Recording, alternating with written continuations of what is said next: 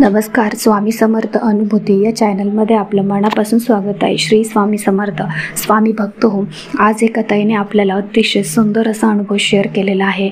साक्षात स्वामींनी त्यांच्या हक्काचं घर त्यांना बनवून दिलेलं आहे. जवळजवळ 1 कोटीपर्यंत, म्हणजेच 86 लाख, म्हणजे जवळपास बाकीचा खर्च वगैरे धरून 1 कोटीपर्यंतच त्यांचं घर गेलेलं आहे. असं स्वतःचं हक्काचं घर स्वामींच्या सेवेतून त्यांना मिळालेलं आहे आणि स्वामींनी त्यांना खूप चांगला असा अनुभव दिलेला आहे. तर असाच काही या ताईंचा अनुभव आहे. तर तो ऐकण्यासाठी आपण व्हिडिओ शेवटपर्यंत बघा, अनुभव शेवटपर्यंत ऐका. पण त्या अगोदर जर आपल्या चॅनलवर कोणी नवीन स्वामी सेवेकरी असतील, स्वामी भक्त असतील, तर त्यांनी आपल्या चॅनलला सबस्क्राईब करायला विसरू नका. तर चला मग ताईंच्या अनुभवाला आपण सुरुवात करूया. ताई सांगतात की मी प्रॉपर पुण्याचीच आहे. मला म्हणजे अनुभव सांगताना खूप आनंद होतोय की मला खरं स्वामींची सेवा केल्याने असा हा अनुभव आलेला आहे. तर स्वामींनी साक्षात मला 86 लाखाचे घर, स्वतः 2 BHK फ्लॅट, हा जे माझं स्वप्न होतं ते स्वामींनी पूर्ण करून दिलेलं आहे आणि मला माझ्या हक्काचं घर मिळवून दिलेलं आहे. तर त्या ताई सांगतात की हा अनुभव आपण त्या ताईंच्याच तोंडून ऐकूया. ताईंच्या शब्दात ऐकूया. ताई काय सांगतात. ताई सांगतात की अनेक वर्षापासून मी स्वामींची सेवेकरी आहे, स्वामींची सेवा करते आणि मला जसं वेळ भेटेल तसं मी स्वामींना वेळ देते, स्वामींची सेवा करते. त्या म्हणजे त्या ताईच्या आहेत. त्या ताई सांगतात की मी मूळ लातूरची आहे. सेवा काही कारणाने अनेक दिवसापासून बंद होती. त्या ताईंची सेवा काही ना काहीतरी कारणावरून बंद होती आणि त्यांच्या केंद्रात जाणेसुद्धा सेवेसाठी पूर्णपणे बंद झाले होते. म्हणजे ज्या केंद्रात सेवा राहायच्या त्या सेवेला जायचं, म्हणजे ज्या केंद्रात सेवा व्हायच्या किंवा गुरुचरित्र पारायण व्हायच्या, सप्ताह व्हायचे, त्या सेवेला जाणंसुद्धा त्यांचं बंद होऊन गेलं होतं. आणि घरी ज्या सेवा करायच्या त्या सेवेतसुद्धा खंड पडत होता, बंद झालं होतं पूर्णपणे. त्या सांगतात की भावाचे लग्न जमत नव्हते म्हणून त्यांनी केंद्रात प्रश्न विचारला. केंद्रातल्या ज्या प्रमुख सेवेकरी असतात, सेवेकरी दादा होते, त्यांनी प्रश्न विचारला आणि त्या दादांनी त्यांना उत्तर सांगितलं की ताई तुमची सेवा पूर्णपणे बंद झालेली आहे म्हणून. म्हणजे जेव्हा त्या ताईंनी प्रश्न केला दादांना की माझ्या भावाचं लग्न जमत नाही आहे, तेव्हा ज्या सेवेकऱ्यांना त्यांनी प्रश्न विचारला त्या सेवेकऱ्यांच्या चर्चेतून असं सांगण्यात आलं की ताई तुमची सेवा पूर्णपणे बंद झालेली आहे म्हणून. तर आणि जी सेवा तुमची पूर्णपणे बंद झालेली आहे ती पुन्हा तुम्ही नियमित चालू करा म्हणून. आणि घरी जी तुम्ही नित्य सेवा करत आहात किंवा बाकीच्या ज्या सेवा करत आहात किंवा केंद्रात ज्या सेवा करतात त्या पूर्णपणे तुम्ही बंद केलेल्या आहेत, त्या तुम्ही नियमितपणे चालू करा. तुम्हाला नक्कीच त्याचा अनुभव येईल. आणि त्या ताईंना त्यांची झालेली चूक, म्हणजे त्यांच्या लक्षात येत होतं की बाबा आपण स्वामींची सेवा बंद केलेली आहे म्हणून. तर त्या ताईंना वाटायचं की बाबा आपण सेवा बंद केलेली आहे, ही चूक मला कळती आहे, पण माझ्याकडून सेवाच होत नाही आहे. आणि जेव्हा त्यांनी भावाच्या लग्नाचा प्रश्न मांडला त्या केंद्रात जाऊन दादांसमोर, तेव्हा दादांनी सुद्धा त्यांना हेच उत्तर दिलं की ताई तुमची सेवा पूर्णपणे बंद झालेली आहे, तुम्ही ती सेवा पूर्ण नियमितपणे चालू करा. नक्कीच तुमचा प्रश्न म्हणजे तुमचा प्रश्न सुटल्याशिवाय राहणार नाही. आणि ताईंना त्यांची चूक कळाली. त्यापुढे जाऊन ताई सांगतात की गेल्या स्वामी पुण्यतिथीला सप्ताहात मनोभावे सेवा रुजू केली व घरीसुद्धा सेवा रुजू केली. त्या सेवेचं फळ 4च महिन्यात असे मिळाले की स्वामी समर्थ सेवा केंद्रापासून श्री स्वामी सेवा केंद्रापासून 100 मीटर अंतरावर त्यांना हक्काचे 2 BHK फ्लॅट मिळाला. म्हणजे जो फ्लॅट होता तो बुक केला होता आणि त्याची किंमत होती 86 लाख. 86 लाखाचे घर, 86 लाख किंमत होती. आणि त्या ताई सांगतात की आम्हाला आमचा स्वतःचं 2 BHK फ्लॅट आणि स्वतःचं हक्काचं घर मिळालं. पुण्यात गेली 7 वर्ष झालं आम्ही पुण्यात राहतोय. पण अनेक वर्षापासूनचे जे स्वप्न होतं की आपल्याला पुण्यात राहून स्वतःचं हक्काचं घर असावं, पण ती जी इच्छा होती स्वतःच्या हक्काच्या घराची ती पूर्ण होत नव्हती. पण जेव्हापासून मी स्वामींची सेवा करायला लागले आणि स्वामी समर्थ महाराजांच्या केंद्रात जायला लागले, तेव्हापासून माझी सेवा एक गोष्ट पूर्ण व्हायला लागली. आणि मला कुठेतरी मनात असं वाटायचं की स्वामी नक्कीच माझी ही सुद्धा इच्छा पूर्ण करतील, म्हणजेच जी काही घराची इच्छा होती ते सुद्धा पूर्ण करतील.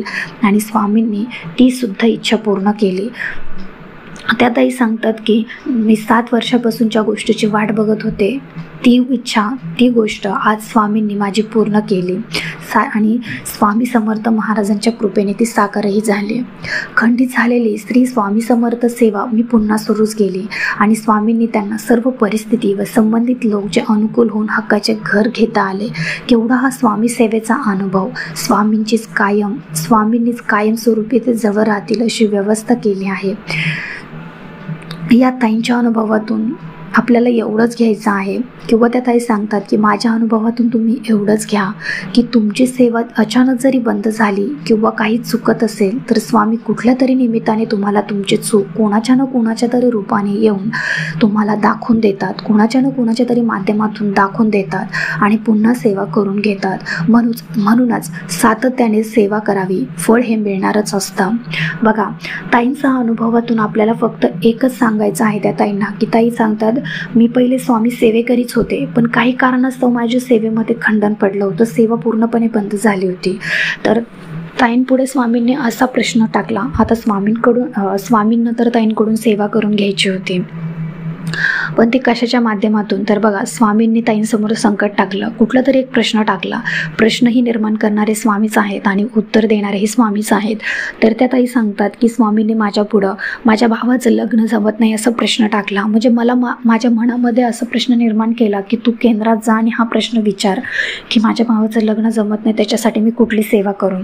तर त्या ते दादा जे होते सेवा देणारे, त्यांच्या मार्फत मला उत्तर देण्यात आलं की ताई तुमची सेवा बंद झालेली आहे आणि ती पूर्णपणे बंद आहे, ती नियमित चालू करा, नक्कीच तुमच्या सगळ्या इच्छा पूर्ण होतील. तर ताईंच्या त्याच्या नंतरचा प्रश्न होता की पुण्यात आपलं स्वतःचं घर असावं. तर 7 वर्ष खूप झटूनही त्यांची इच्छा पूर्ण होत नव्हती, पण ती खंडित झालेली सेवा ताईंनी पुन्हा सुरू केली आणि ताईंचं स्वप्न साकार झालं, स्वतःच्या हक्काचं घर मिळालं. म्हणजे तुम्ही विचार करा, एका प्रश्नासाठी तुम्ही स्वामींची सेवा करता, तर एक प्रश्न सोडवण्यासाठी तुम्ही सेवा करत असता, तर ती सेवा करता करता तुमचे 100 प्रश्न स्वामी सोडवत असतात. हे नक्कीच या अनुभवातून आपल्याला शिकायला मिळतं.